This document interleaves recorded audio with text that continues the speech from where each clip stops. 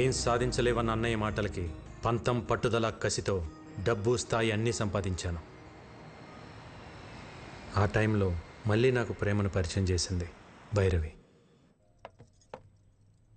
మీరిద్దరూ ప్రేమించుకున్న సంగతి భైరవి మాకు చెప్పింది.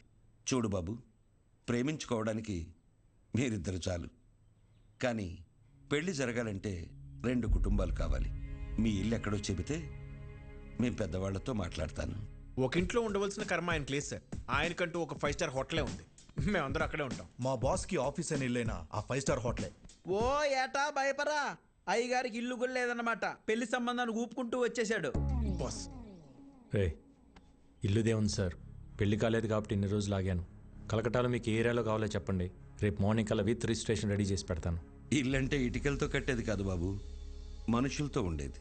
డబ్బుంటే ధనవంతుడి అవుతావు, అదే కుటుంబం ఉంటే బలవంతుడి అవుతావు. ఈ రోజుల్లో ఎవరు సార్ కలిసి ఉంటున్నారో కుటుంబంగా? పెళ్ళి అవ్వగానే ఎవరికోవాలి సపరేట్ అయిపోతుంటే తప్పు. బంగారు కంచం ఉన్నా కడుపు నిండా తినలేని వాళ్ళు, పట్టు పరుపులున్నా కంటి నిండా నిద్ర పట్టని వాళ్ళు చాలామంది ఉంటారు. ఎందుకో తెలుసా? వాళ్ళ గెలుపుని సెలబ్రేట్ చేసుకునేందుకు, వాళ్ళ బాధని ఓదార్చేందుకు కుటుంబం లేక. సో కుటుంబం లేనప్పుడు నీకు ఎన్ని కోట్లున్నా నువ్వు పేదవాడివే. ఎంతమంది పనివాళ్ళు నీ చుట్టూ ఉన్నా నువ్వు ఒక అనాథవే. మా అమ్మాయిని నీలాంటి ఒక అనాథకి ఇవ్వడం మాకిష్టం లేదు.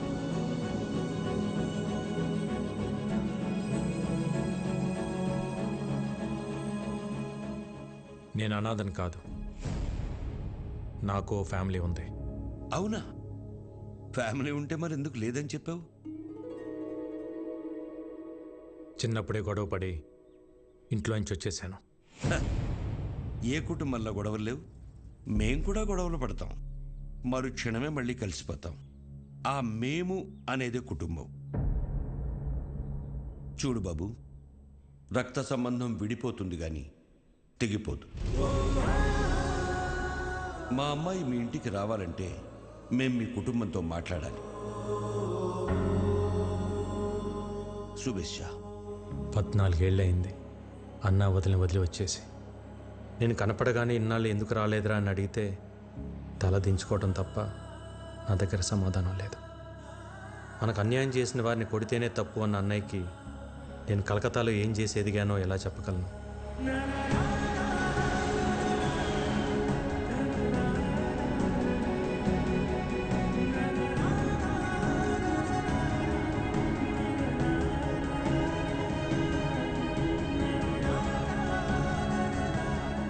కొడుకు తప్పు చేసినా అమ్మా నాన్నలు క్షమిస్తారన్న నమ్మకంతో వెళ్తున్నా.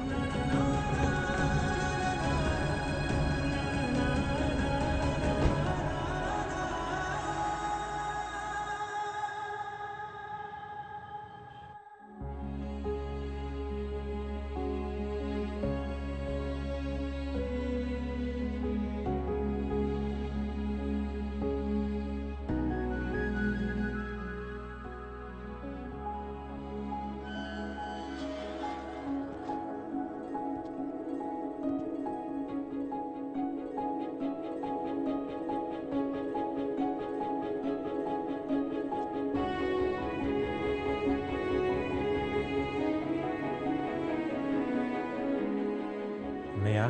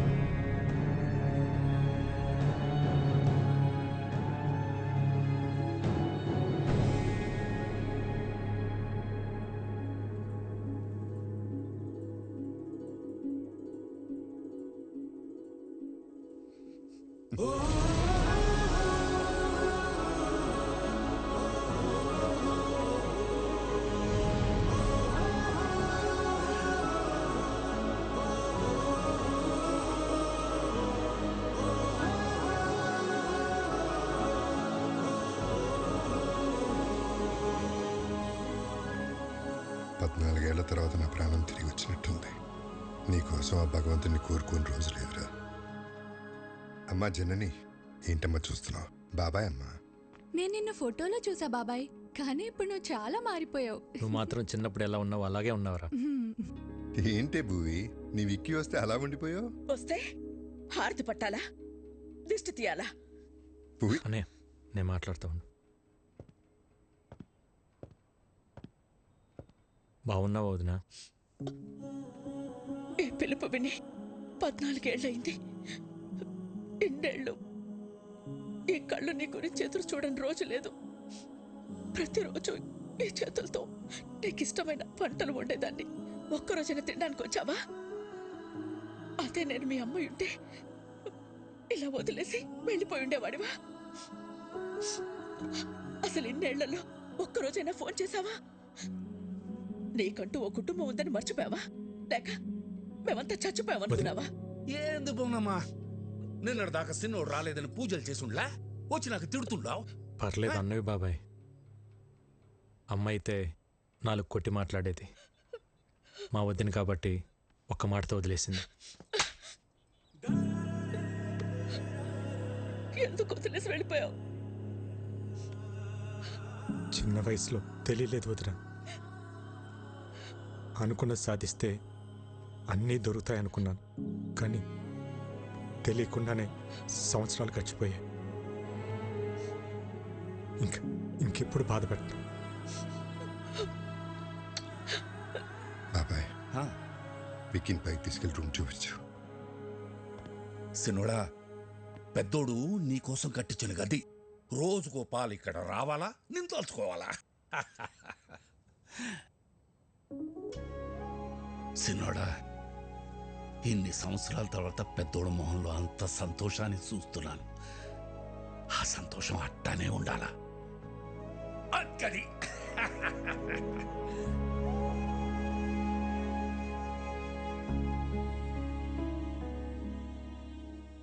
అన్నయ్య ప్రేమేంటో నాకు తెలిసింది, కానీ నేనేంటో అన్నయ్యకి తెలిస్తే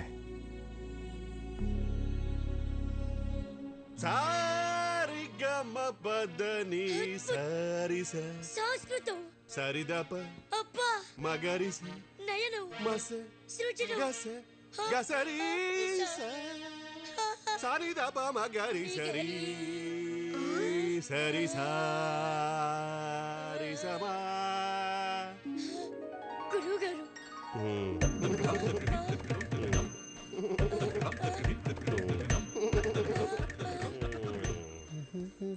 ఏంటండి పొద్దునే మొదలెట్టేశారా? నేను బండ మీద అవుతున్నాను. పొద్దున్న లేవగా నువ్వు వేసుకుంటలేదా ముద్దల మేకప్? ఏమండి సావిత్రి గారు, మా పిల్లలు బాగా పాడుతున్నారా? పెట్టే పేలుతుంటే టపాసుల్లాగా. అప్పుడు ఏమిటా ఉచ్చారణ? పేలులు పకోడీలు కాదయ్యా. దీన్ని ఎంఎస్ సుబ్బలక్ష్మి చేస్తే, వీని ఎంజే మైకేల్ జాక్సన్ చేస్తే. ఇవన్నీ కాదు, ముందు వీళ్ళని ఫీజు అడగమంటారా? షటప్. ట్యూషన్ పెట్టుకోవడానికి వాళ్ళ ఇంట్లో మనకు చోటు ఇచ్చారా? ఇంకా ఫీజు ఏమిటి? వీళ్ళిద్దరికి ఫ్రీ అమ్మా. థ్యాంక్స్.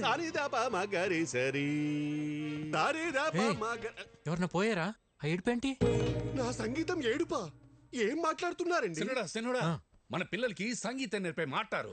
పేరు సావిత్రి. సావిత్రి? ఇదేం పేరు? ఏ వెంకటేష్ లక్ష్మి అని పెట్టుకోలేదా? అల్లు అర్జున్ పుష్ప అని పెట్టుకోలేదా? అది పేరు కాదండి, ఫైరు. వీడోడు మా గురువు గారు స్క్రీన్ ప్రెజెంటేషన్ కోసం చాలా పేర్లు ట్రై చేశారు. మగవాళ్ళ పేరు అచ్చిరాక, ఆడవాళ్ళ పేరు పెట్టుకున్నారు సావిత్రి అని. సూట్ అవ్వక లేకపోతే సెట్ అవ్వక? అది మా గురువు గారు పర్సనల్. అర్లేదు లేరా. ఇంతకీ మీరెవరు? మన రాజారాం గారు లేరు, ఆయన తమ్ముడు గారు. పేరు ఇక్కీ బాబు. కలకత్తా నుంచి వచ్చారు. మీరు మాట్లాడుతూ ఉండండి, చూసి పంపిస్తా. బాబాయ్ 2 గ్లాసులు వద్దు, 1.5 చాలు, ఎందుకంటే ఇక్కడ హాఫే. ఇంతకీ మీకు మ్యూజిక్ ఇంట్రెస్ట్ ఉందా? లేదు. ఏంటి సావిత్రి, తనకి ఇంట్రెస్ట్ లేకపోయినా తన పైన నీకు చాలా ఇంట్రెస్ట్ ఉన్నట్టుంది. లైక్ చేసావా? కోరుకోండి. అబ్బో ఏంటో కొంతమందిని చూస్తుంటే నాలోని నవనాడులు నాడాలు కట్టుకుని మరీ నాట్యం చేస్తుంటాయి. మా గురువు గారి కంట్లో పడితే ఎవరైనా పిసక్కవలసిందే. ఇంతకీ మీరు ఫ్లూట్ వాయిస్తారా? తబలా వాయించడం వచ్చు. వాయించాననుకో పగిలిపోద్దు. అయ్య బాబోయ్, ఇన్ని వెరైటీసా? దారుణం. ఎప్పుడైనా తమ్ముడు కోసం చేసావా? చేయవు. విక్కీ, నువ్వు కలకటాలో ఏం చేస్తున్నావు? అది నేను కలకటా వెళ్ళగానే ఒక బిజినెస్ మ్యాన్ దగ్గర జాయిన్ అయినా. బిజినెస్? ఏం business? Import and export company. అంటే వేసేటాలు దించేటాలు మనుషుల్నా? సామాన్లు. అర్థం కాలేదు సినోడా. ఏం లేదు బాబాయ్, బయట ఒక కంపెనీ ఎక్స్పోర్ట్ చేసి సామాన్లు ఇక్కడికి పంపిస్తుంది. వాటిని రిసీవ్ చేసుకొని జాగ్రత్తగా చూసుకోవాలి. మళ్ళీ ఇక్కడి నుంచి రిటర్న్ ప్యాక్ చేసి జాగ్రత్తగా పంపించాలి, అంతే. అక్కడేం గొడవలు పెట్టుకోవట్లేదు కదా. నాకేం గొడవలు ఉంటాయి అన్నయ్య. అయినా మన జోలికి ఎవరిని వస్తే పైకి సాయరాం, లోపల రామ్ అనుకుంటాం. అవును, ఈ పనులన్నీ చేయడానికి నీకు శాలరీ ఎంత ఇస్తారు? ఓ 75,000 ఇస్తారు. అంతేనా? ఎంత సంపాదిస్తున్నాం అనేది ఇంపార్టెంట్ కాదు, మారల్స్ ప్రిన్సిపల్స్ బతుకుతున్నావా లేదా అనేది ఇంపార్టెంట్. ఇంటర్వ్యూ చేసింది చాలు, భోంచేయండి, లేదంటే చల్లారిపోతుంది.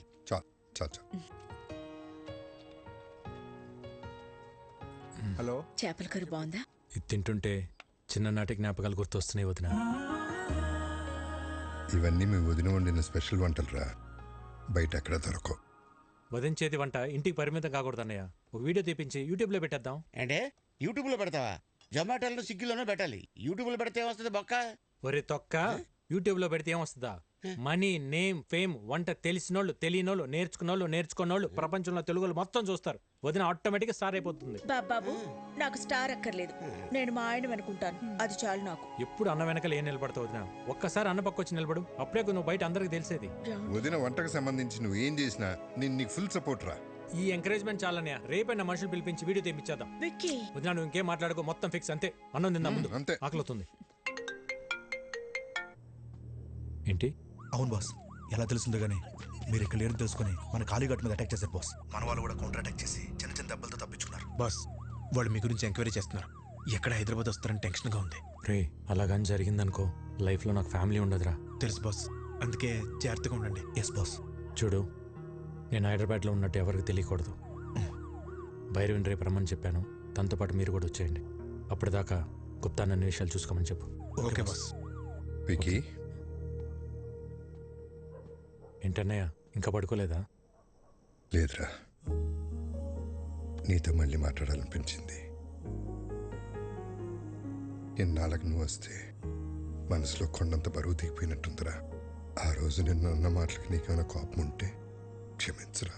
చిచి, ఏంటన్నయ్య ఆ మాటలు? భయం వేసిందిరా, అంత ఆవేశంతో నువ్వేం చేస్తావో, నీకేమవుతుందో అని. ఇవాళ నువ్వు ఆవేశం గొడవలన్నీ పక్కన పెట్టి పూర్తిగా మారిపోయి ఇంటికి వస్తే ఎంత సంతోషంగా ఉందో చెప్పలేను. కంగ్రాచులేషన్స్ అన్నయ్య. నువ్వు పెట్టిన ఒక్క సుఖీబో హోటల్ ఈరోజు చైనా హోటల్స్ అని అంటగా. సెంట్రల్ గవర్నమెంట్ నీకు అవార్డు కూడా ఇచ్చిందంట. నేషనల్ ఇంటర్నేషనల్ ఎవరైనా ఫుడ్ బిజినెస్ చేయాలంటే నువ్వే లైసెన్స్ ఇవ్వాలంటే కదా. జర్నీ చాలా చెప్పిందన్నయ్య నీ గురించి.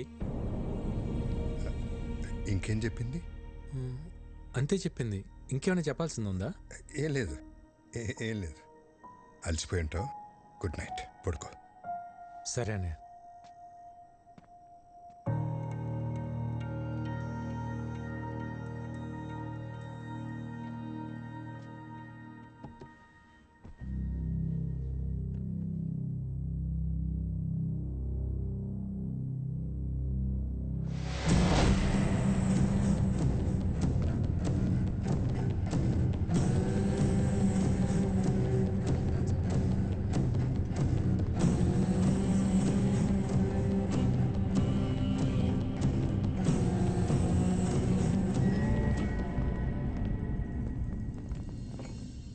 నా ఫుడ్ ప్రొడక్ట్స్ లైసెన్స్ మీద సంతకం చెయ్యలేదంట? చెయ్యను కూడా. Okay sir. నీ ప్రోడక్ట్లో కెమికల్స్ ఎక్కువగా ఉన్నాయి. ఎక్స్పోర్ట్కే కాదు, ఇండియాలో కూడా మ్యానుఫ్యాక్చర్ చేయకుండా ఉండాలని రికమెండ్ చేస్తున్నాను. ఫుడ్ ప్రొడక్ట్స్ అమ్మడం ఒక బిజినెస్, సోషల్ సర్వీస్ కాదు. నేను సోషల్ సర్వీస్ చేయమంటలేదు. ఏ బిజినెస్కైనా చేసేవాడికి ఒక సోషల్ రెస్పాన్సిబిలిటీ ఉండాలని చెప్తున్నాను. సుఖీ భవ. హోటల్ పెట్టి చేస్తున్నావుగా, చేసుకో. మేము అడ్డం పడలేదే. ఆర్గానిక్ పంటలు, ఆర్గానిక్ ఫుడ్స్ అని ముడుచుకొని కూర్చుంటే ఇలా గవర్నమెంట్ ఉద్యోగాలు, అవార్డులు వస్తాయేమో కానీ వ్యాపారంలో డబ్బులు రావు. ఈ దేశంలో 147 కోట్ల ప్రజల ఆరోగ్యం నేను పెట్టే సంతకంలో ఉంది. వాళ్ళు ఈ ఆర్గనైజేషన్ ముద్రను చూసి ఇవి తింటే మాకేం కాదన్న నమ్మకంతో తింటున్నారు.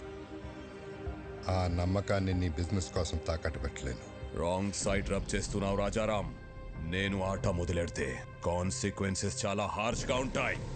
నేను ready.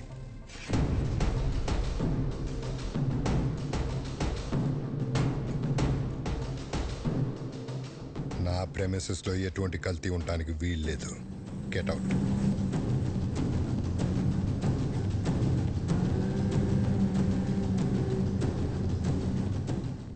I'll see your end. ఏమండి ఏంటలా ఉన్నారు?